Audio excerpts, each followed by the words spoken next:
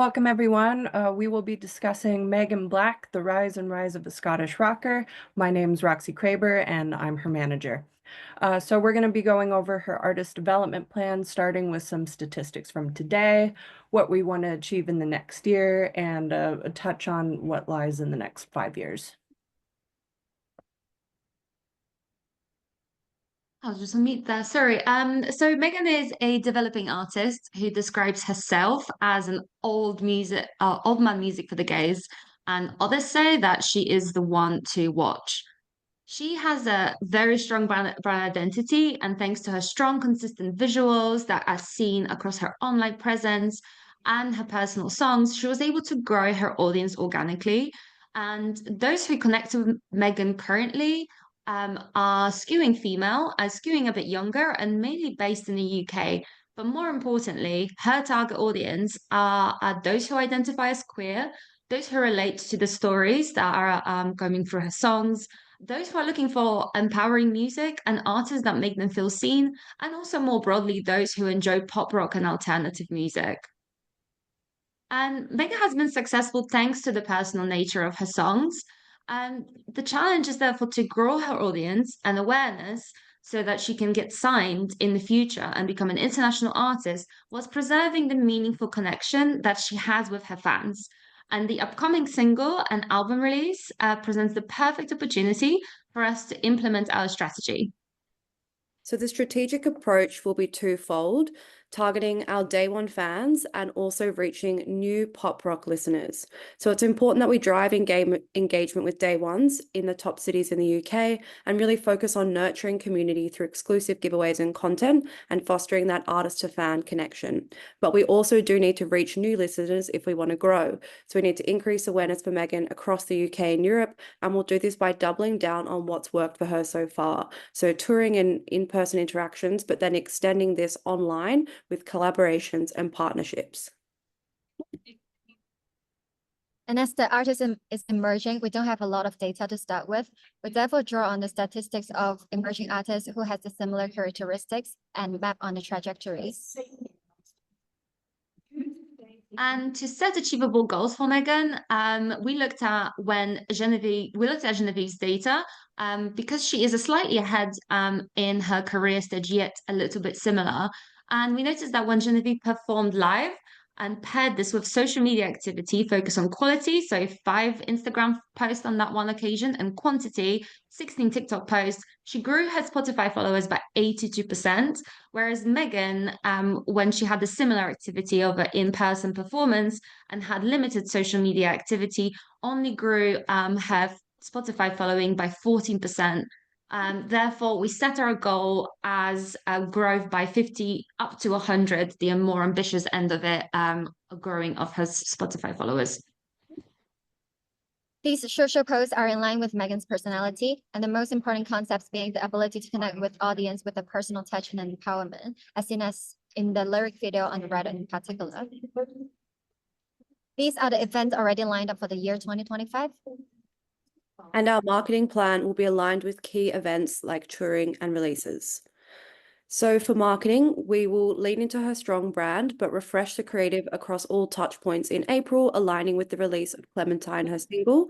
This includes the website, where we've simplified the color palette and font, leaning into the warm tones and 70s aesthetic of the press shots of Clementine. We've also simplified the website pages and titles.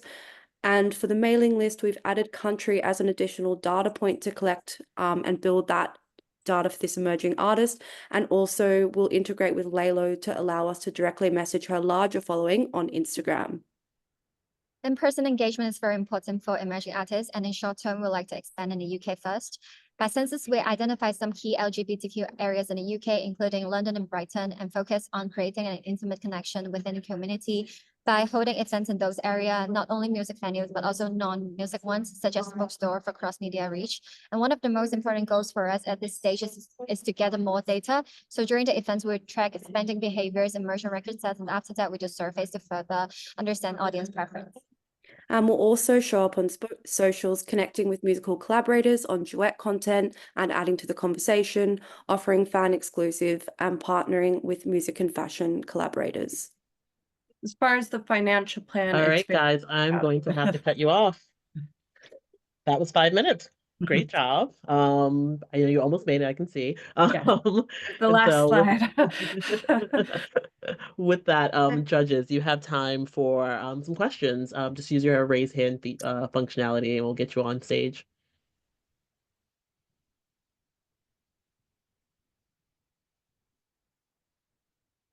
Hi, Eric.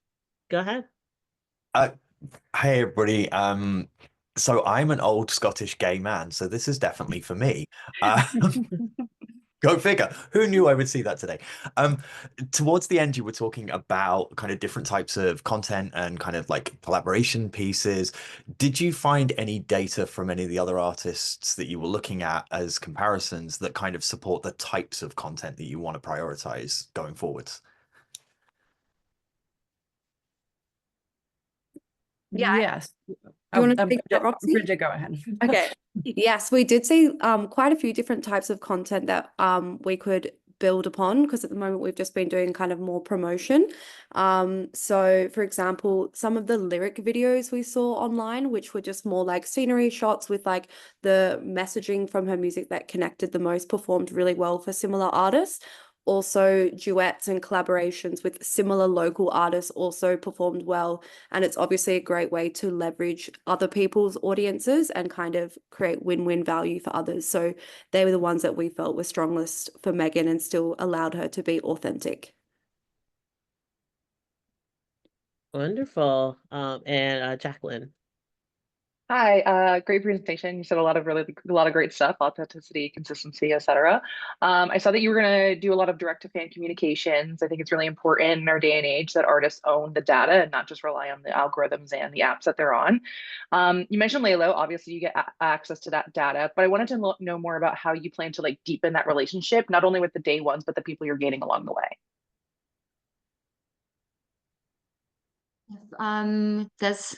We had a bunch of ideas, and I would like to speak to one, and then hopefully my teammates will add to that. Because of the limited time. So one of the ideas, especially with the sign up for a newsletter, which at the moment is very much a promotional activity, and we feel that it's not as much of an incentive for everyone to sign up, and it's not necessarily meeting the goal of creating a personal connection. One of the content pillars that we wanted to have for Megan was her personal interest. So there was an idea for a newsletter where she writes about something that she cares about. She's very much into activism. So she could share a newsletter about the books that she read recently that she liked, any causes that she cares about, or anything, in fact, that she likes that would feel authentic to her and interesting to her followers. At the same time, kind of maintaining that connection of something in common. And we will also have alongside this the regular newsletter where it goes, I'm playing near you in your city. I'm sure someone else can add to that as well. If we still have time, could I clarify, the question was what will be in the direct to fan content? Oh, I think we're at time. But yes, the question was like, how are you going to deepen relationships with fans? But I think that I think Claudia's answer suffice. Yeah. All right. Thank you guys. All right. Great job. We are going to move on to the next team. And the next team is team number 9. And give me a moment so I can transition us over.